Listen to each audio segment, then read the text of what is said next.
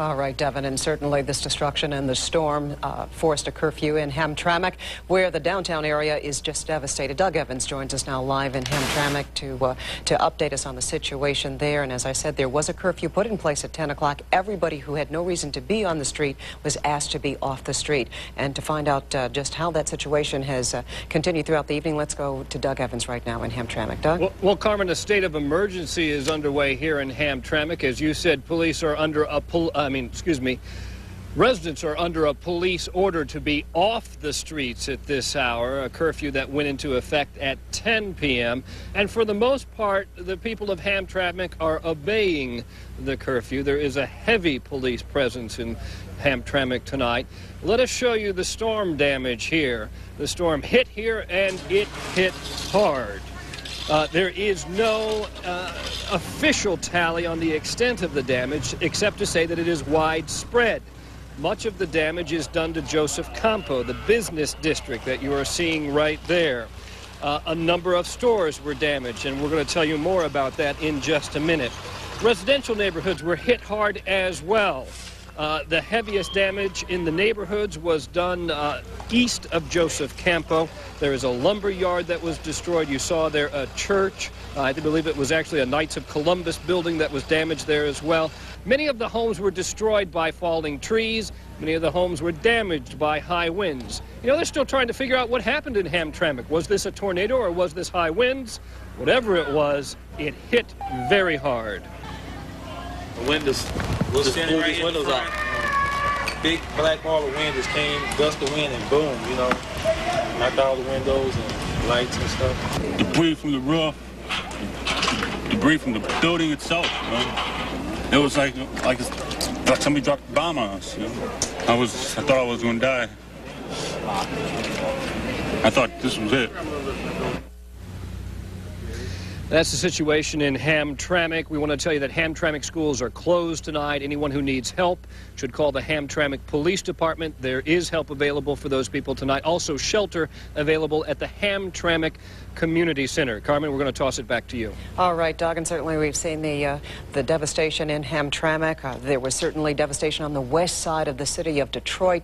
Focus Hope was certainly hit hard. That area, the surrounding area, the residential area, certainly hit very hard by these series of violent storms and on the west side of Detroit. We talked with Chief Ike McKinnon, who said that his officers were mobilized throughout the city, asking everyone who did not need to be on the street to stay off the street so that we could have an environment of calmness and that so things could proceed very normally under these kinds of conditions. And certainly the cleanup is going to continue, hampered by nightfall, but still there is a relative calmness throughout the metropolitan Detroit area, and I think that we've seen that situation certainly in Hamtramck. Chuck Etica is here now. We are waiting right now for the mayor who has assessed this situation from the air and on the ground. Let me tell you, too, that we have this in now river warnings, flood warnings in effect for the Clinton River near Fraser, as well as the Middle Rouge River, Garden City, also near Detroit. We talked about this earlier through the evening. One of my concerns as the big storms were ending was that there could be some flooding. Right. So now we'll go out to the mayor. Okay. And Mike Lewis is standing by with the mayor of Detroit, who is going to give us his assessment of the violent storms of '97. Mike, what does the mayor have to say? That's right, Carmen. Mayor Dennis Archer has just arrived here at police headquarters. He has been touring some of the damage in the city, has declared an emergency to get some extra help in here. Mr. Mayor, what have you seen tonight? Well, let's just say so we're clear on the emergency. What I've done is to declare an emergency that allows us to call in our off-duty police officers and others so that they can come in and be of help. We've got several areas within the city that have been hit. We've got houses down. We've got some flooding on some of our major thoroughfares. Street lights are out on some of our major thoroughfares, and as it relates to the devastation and the homes that have been destroyed, we've been very, very blessed. As far as I know, no loss of life has occurred in the city of Detroit. Interestingly enough, we have, as a city, through all of our respective departments, have been going through mock training for disasters, and As I recall, I think we had a tornado that hit the city, though we've never had it before. It's always hit every place else but us, around us, and the like. And so upstairs on the 3rd floor, I've got all of my department heads who are responsible for public lighting, public works, and all of our relevant departments working and responding to the emergency that we're in. I've been on the phone with Governor Engler. He's made available members of the state police, and we're in the process of taking him up on that tomorrow morning. He's going to come down, and we're going to look through the area at 7:30 or sometime after we get a chance to get an assessment and bring him up to date. I walk through the neighborhoods. Fortunately for us, we've got some very, very good community members who have been out helping each other, and you could walk by houses and see the exact fronts taken off. You can look right in as if somebody had taken a razor and cut off the front of the house, and you're looking in it. In some areas, total houses were just totally gone, and all you saw were brick, mortar, and just like somebody said, let's light a gas match. Let's light a match to some gas, and the house just explodes. That's exactly where some of the houses look like. I spoke with Eleanor Jositis. She was saying what you are tonight over at Focus Hope, a miracle that people weren't killed with all the damage and out Focus here. Hope suffered some loss over there as well in terms of structural damage, but as typical with Focus Hope, Eleanor Jositis has opened up Focus Hope for the folks in the area, and believe me, they need a place tonight that because many of the homes that I saw and talked to people, you couldn't believe how structurally it's moved off the foundation. Thank you. Thank you, Mr. Mayor. Mayor Dennis Archer telling us how the city's been hit hard, but fortunately no lives lost here. Let's go back to the studio.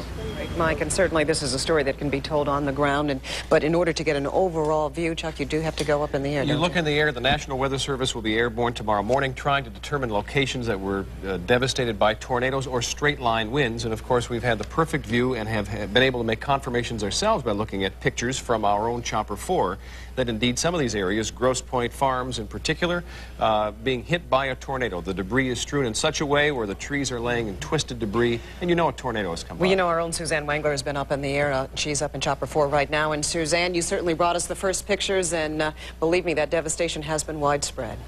Well, Carmen, I'll tell you, we've seen a lot of things from Chopper 4. We have seen severe storms. We have seen tornadoes. But never have we seen a night like we have seen tonight. It has been about 6 hours now, beginning with the devastation near Hawley to Detroit, right now here in Plymouth. This is what's left of 35th District Court, just charred rubble. Just one of the sights many people will find hard to forget when they look back on the night of July 2nd, 1997.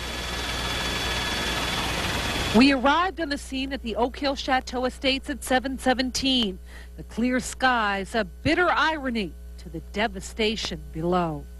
Immediately, you can see how powerful the storms are. One home is upside down on top of another. This is ground zero. Zoom out and you can see only a handful of mobile homes are hit. But oh, are they hit.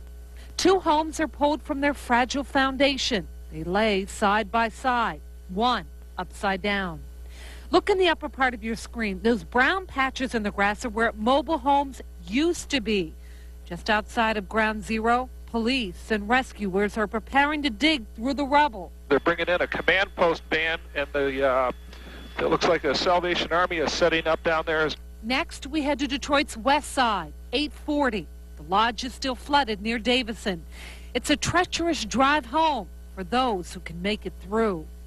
In the nearby neighborhood, Focus Hope stands proud, a symbol of the post-riot rebirth. But nature's awesome fury rips at the Center for Advanced Technology, twisting the signs, ripping everything off of its roof, and toppling telephone poles as the wicked winds rolled through. And if you think the view from above can't show the emotion on the ground, look at these people who have nothing left. Take a look at this home, ripped apart like it were a child's toy. And these people standing on the front porch. There's no door to walk through, and it wouldn't matter. There's no home on the other side. It's 9 o'clock as we head east to Hamtramck. There's a huge gap in the roof of the VFW hall, where veterans who thought they would celebrate the fight for freedom on Friday will instead be picking through the rubble. As we fly through the neighborhoods, little is spared. There's an eerie calm. Homes fill the streets. Cars sit in the middle of intersections. There's no place to go. Neighbors huddle on the street corners. They can only watch and shake their heads.